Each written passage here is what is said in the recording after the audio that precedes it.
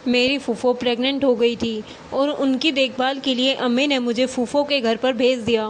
मेरी फूफो उम्र में मुझसे ज़्यादा बड़ी नहीं थी, दिखने में हम एक जैसे ही लगते थे, लेकिन फूफो के मुकाबले मेरे फूफा जी एक बड़ी उम्र के हट्टे-कट्टे ताकतवर मर्द थे।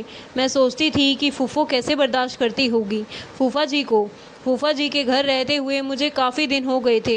एक रात खाना खाने के बाद मैं किचन में बर्तन धोकर अपने बेडरूम में आई तो सोचा कि नहा धोकर थोड़ा फ्रेश हो जाती हूँ। गर्मी बहुत ज़्यादा थी। मैंने अलमारी से अपना सूट निकाला और बाथरूम में नहाने के लिए चली गई। थोड़ी देर के बाद मुझे ऐसा लगा कि जैसे रोशनदान से मुझे कोई देख रहा है, लेकिन कौन था? हो सकता है फूफा और फूफो तो अपने कमरे में सो रहे थे। मैंने इसे अपना वहम समझा और नहाने में मशरूफ़ हो गई। मैं काफ़ी दिन से रुकी हुई थी, सोचा क्यों ना आज अकेले ही प्रोग्राम कर लिया जाए। मैंने अपनी आंखें बंद कर रखी थी और मैं वहीं दीवार से टेक लगाकर बैठ गई। कुछ मिनट बाद मैंने अपनी आंखें खोली तो रोशनदान पर नज़र पड़ते ही मैं शर्मिंदा हो गई, क्योंकि सामने फूफा जी मुझे देख रहे थे। मैं उसी वक्त नहाकर अपने कमरे में चली गई। थोड़ी ही देर बाद फूफा जी मेरे कमरे में आए और उन्होंने दरवाजे को बंद कर दिया। कहने लगे, मुझे तो पता ही नहीं था कि हमारे घर में इतनी खूबसूरत लड़की भी रहती है। फिर फूफा जी ने ज़बरदस्ती मुझे बेड पर लेटा दिया और फिर मेरे साथ। हेलो दोस्तों, स्वागत है आप सभी का हमारी एक और रोमांचक कहानी में। उम्मीद करती हूँ कि आपको यह कहानी बेहद पसंद आएगी। मेरा नाम शबनम है। मैं अपने माँ बाप की इकलौती औलाद थी। दरअसल मेरे फूफा हमेशा से हम सबके साथ ही रहते थे। मेरी फूफो और मेरे उम्र में सिर्फ 8 साल का ही फ़र्क था। दादा के इंतकाल के बाद फूफो की सारी जिम्मेदारी मेरे पापा पर आ गई थी। हमारे बीच बिल्कुल सहेलियों की तरह ही बातचीत होती थी।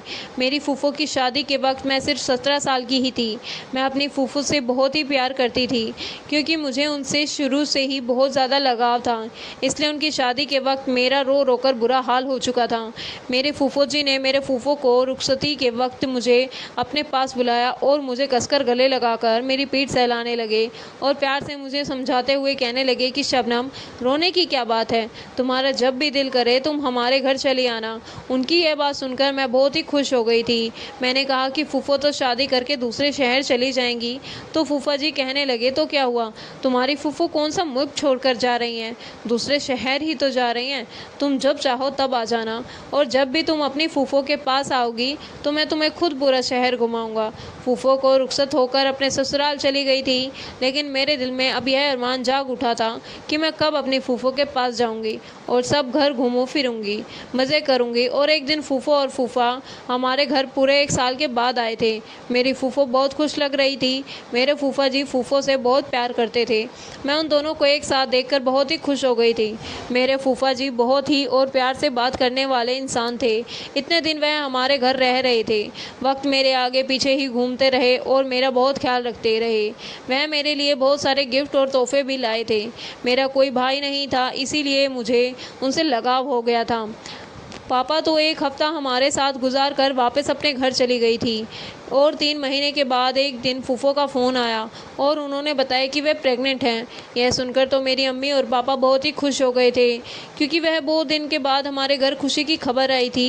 क्योंकि फूफो को खुश होने के साथ साथ बहुत ज़्यादा परेशान भी थी, और वह अम्मी से कहने लगी कि वह अकेले दूसरे शहर में इस हालत में नहीं रह सकती, क्योंकि उन्हें बहुत ज़्यादा चक्कर आ रहे हैं और उनकी तबीयत भी बहुत ज़्यादा ख़राब है। डॉक्टर ने उन्हें आराम करने को कहा है। यह सुनकर अम्मी बहुत ज़्यादा परेशान हो गई, तो वह कहने लगी कि काश मेरी सास जिंदा होती तो मुझे ऐसी परेशानी ना होती। ऐसे वक्त में किसी का साथ होना बहुत ही ज़्यादा ज़रूरी होता है। मेरे साथ साथ मेरी फूफो भी मेरी अम्मी की लाडली थी। उनकी बात सुनकर अम्मी ने फूफो से हमारे घर ही आकर रहने को कहा, लेकिन वह कहने लगी कि इमरान उन्हें छोड़ने के लिए तैयार ही नहीं है, और डॉक्टर ने भी उन्हें ऐसी हालत में लंबा सफ़र करने को मना किया है। और अगर फूफा आ जाती हैं तो फूफा जी और उनके पापा को खाना पीने की परेशानी हो जाएगी। और वैसे भी कोई 1-2 महीने की बात तो नहीं है, अभी तो पूरे 9 महीने बाकी हैं। फूफो की बात सुनकर अम्मी ने कहा कि ठीक है, तुम फिक्र ना करो, मैं शबनम को तुम्हारे पास भेज देती हूँ। शबनम के वहाँ पहुँच जाने से तुम्हारा भी दिल बहल जाएगा और यह तुम्हारे घर के कामकाज में भी मदद कर दिया करेगी। अम्मी की बात सुनकर फूफो बहुत ही खुश हो गई थी। उधर मैं खुद कब से इस मौके की तलाश में थी कि कब मुझे फूफो के घर जाने का मौका मिलेगा। मैंने फ़ौरन ही खुशी खुशी अपना सामान बांध लिया। आप ही बनने की खुशी में तो मुझे अलग ही हो रही थी। 3 दिन के बाद ही फूफा जी मुझे लेने के लिए आ गए। पूरे रास्ते फूफा जी ने मेरी खूबसूरती की तारीफ़ करते हुए गए और मैं उनके साथ अपने फूफो के पास दूसरे शहर में पहुंच गई थी। फूफो के ससुराल में सिर्फ 3 ही लोग थे, मेरी फूफो के ससुर जी, फूफा जी और मेरी फूफो। इसीलिए मुझे यहाँ रहने में कोई परेशानी नहीं होने वाली थी। फूफो तो मुझे देखकर बहुत ही खुश हो गई थी। उन्होंने पहले से ही मेरी पसंद के सारे खाने बनाकर रख रखे थे। उन्होंने मुझे रहने के लिए अपने सामने वाला कमरा भी दे दिया था। फिर जब मैं फूफो के ससुर को सलाम करने के लिए उनके कमरे में गई तो उनका रवैया मुझे कुछ अजीब सा लगा। बिस्तर पर पड़े एक बीमार आदमी थे। मुझे देखकर बहुत ही अजीब बातें करने लगे। उनकी बातें मेरी समझ से बाहर थी। इसीलिए फूफा मेरे साथ पकड़कर मुझे अपने कमरे से बाहर लेकर आई थी और कहने लगी कि दरअसल मेरे ससुर बहुत सालों से बीमार हैं और काफ़ी उम्र भी हो गई है, इसलिए अक्सर उल्टी सीधी बातें करते रहते हैं।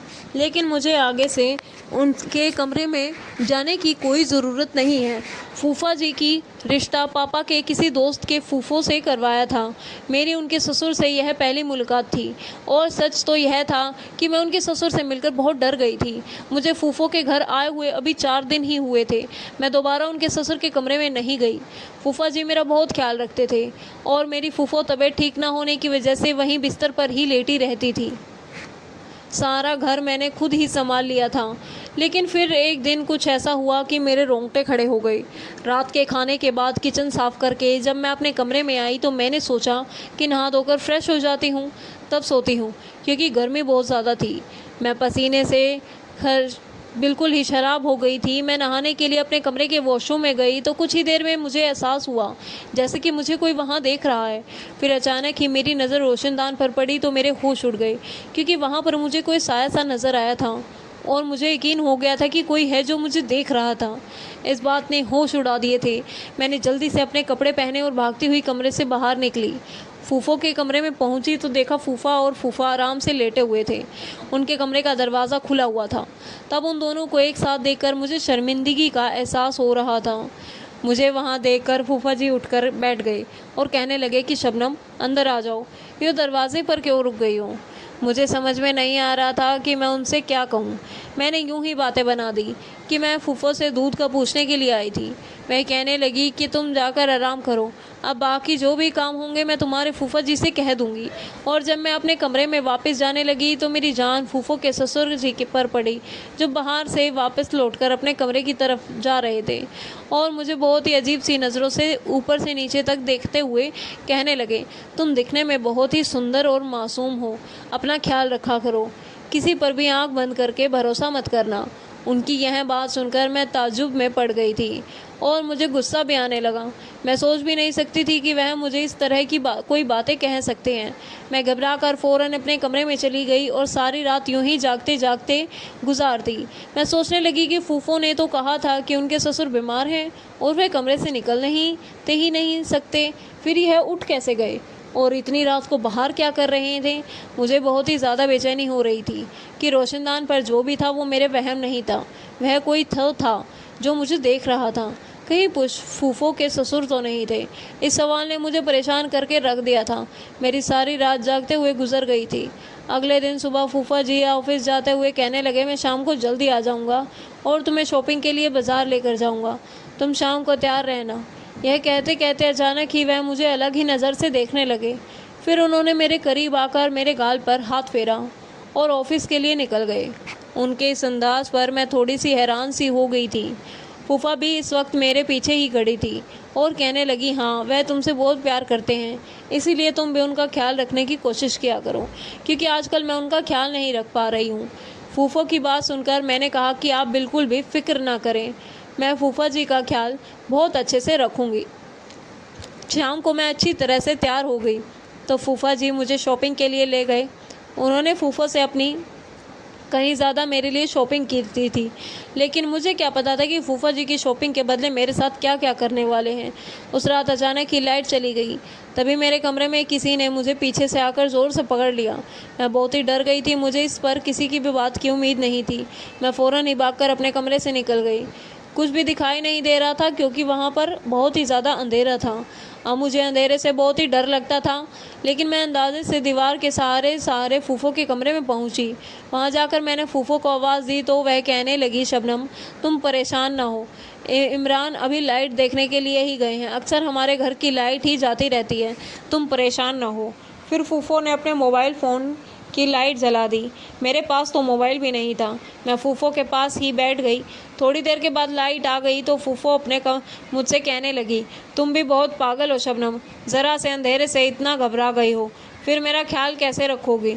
तो फूफो की बात सुनकर मैंने कहा, ऐसी बात नहीं है फूफो, वह दरअसल मेरे कमरे में कोई मौजूद था, इसीलिए मैं डर गई थी। मेरी बात सुनकर वह ज़ोर ज़ोर से हंसने लगी। वह बोली कि यार इमरान तो मेरे साथ मेरे कमरे में ही थे और मेरे ससुर तो कमरे से निकलते ही नहीं। अंधेरे की वजह से तुम डर गई होगी। और अगर कोई बात है तो मुझे समझ नहीं आया कि फूफो को किस तरह से मैं अपनी बात पर यकीन दिलाऊं। पर पहनने वाला साया और अब कमरे में किसी और की मौजूदगी का एहसास, यह सब कुछ मेरा वहम नहीं हो सकता। कोई तो है जो मुझ पर नज़र रखे हुए था। मेरे दिमाग में बार बार फूफो के ससुर के ही ख्याल आ रहे थे। लाइट ठीक करके फूफो जी कमरे में आ गए तो मुझे देखकर फूफो कहने लगी, देखो मैंने तुम्हें पहले ही कहा था ना कि शबनम अंधेरे से डर जाएगी, तुम्हें उसके पास चली जाओ। फूफा जी से कहने लगी, अंधेरा बहुत था, अगर मैं गिर जाती तो मुझे क्या मालूम था कि यह इतनी ज़्यादा डर जाएगी। मैंने उन दोनों से कहा कि आप परेशान ना हो, मैं बिल्कुल ही ठीक हूँ। मैं फूफो को ज़्यादा परेशान नहीं करना चाहती थी क्योंकि अम्मी ने मुझे मना किया था कि डॉक्टर ने फूफो को टेंशन देने से मना किया है। लेकिन मैं वापस चुपचाप अपने कमरे में आ गई और कुंडी बंद करके अपने बिस्तर पर लेट गई। नींद तो मुझे नहीं आ रही थी। मैं सोच ही रही थी कि अब किसी न किसी बहाने से अपने घर वापस लौट जाऊं, यही ठीक रहेगा। इस बात का मुझे अच्छी तरह से यकीन हो गया था कि कोई मेरी तन्हाई का भरपूर फ़ायदा उठाने की कोशिश कर रहा है। अगले दिन फूफा जी किसी काम से थोड़ी देर के लिए दोपहर के वक्त अपने ऑफिस से घर लौट आए। उस वक्त खूब दवाई खाकर अपने कमरे में सो रही थी और मैं किचन में खाने की तैयारी कर रही थी। फूफा जी किचन में कब आए मुझे तो पता ही नहीं चला और उन्होंने मुझे पीछे से आकर अपनी आगोश में ले लिया और मुझे चूमने लगे। मुझे उनसे इस तरह की बिल्कुल भी उम्मीद नहीं थी। मैं हड़बड़ा कर उनकी कैद के बाहर निकलने की कोशिश करने लगी। मेरी आवाज़ मेरे गले में अटक कर रह गई थी और मैं कुछ भी नहीं कह पा रही थी। फिर फूफा जी ने ज़बरदस्ती कसकर पकड़ लिया और कहने लगे, तुम इतनी खूबसूरत हो कि तुमसे नज़र हटाने को दिल ही नहीं करता, और तुम नहाते हुए भी बहुत ही खूबसूरत लग रही थी। मेरे मोबाइल में तुम्हारे नहाते हुए की वीडियो है। फूफा जी ने उन लफ्ज़ों में तो मेरी सांस ही रुक गई थी। मैं सोच भी नहीं सकती थी कि वह इस कदर की घटिया इंसान होंगे। फिर उन्होंने मेरे मुंह पर हाथ रख दिया और मेरे वजूद पर हाथ फेरने की कोशिश करने लगे। मैं बड़ी मुश्किल से उनकी गिरफ्त से निकलती हुए रोते हुए भागकर किचन से बाहर आई तो सामने मेरी फूफो खड़ी हुई थी। मैं फ़ौरन ही जाकर उनसे चिपक गई। उन्होंने मुझे रोता हुआ देखकर कहा, शबनम घबराओ नहीं, मैंने सब कुछ देख लिया है। और फूफा जी को बुरा भला कहते हुए मुझे अपने कमरे में ले गई। मैंने रोते हुए फूफो से कहा कि मैं तो फूफा को अपने भाई की तरह ही समझती थी और आज उन्होंने मेरे साथ यह सब करने की कोशिश की है। फूफा, मैं यहाँ एक पल भी नहीं रहूँगी, मुझे अपने घर जाना है। मैं यह बात कह ही रही थी कि अचानक से फूफा जी कमरे में आ गए और मैं डर के मारे फूफो से लिपट गई।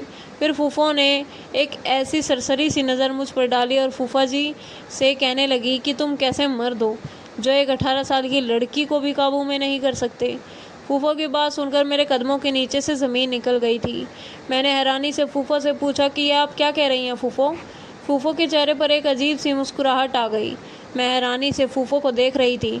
मैं मेरे बालों में हाथ फेर कर कहने लगी, देखो शबनम, मेरी बात को गौर से सुनो। इमरान के साथ तुम्हें वह सब तो करना ही होगा क्योंकि जो कुछ चाहिए वह तुम ही दे सकती हो और वह इस काम के बगैर मुनासिब नहीं होगा। मैं उनकी यह बात सुनकर गुस्से में उठकर खड़ी हो गई और फूफो से कहा, आप यह कैसी बातें कर रही हो? आप जानती हैं कि आपके शौहर मेरे साथ क्या करना चाहते हैं?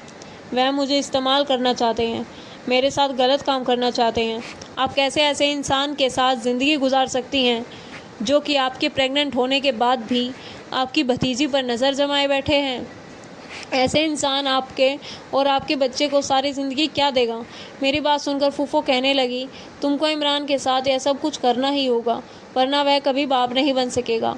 फूफो की बात सुनकर मैंने कहा कि आप ये कैसी बातें कर रही हैं, आप हाला हैं और फूफा जी आप बहुत बनने वाले हैं।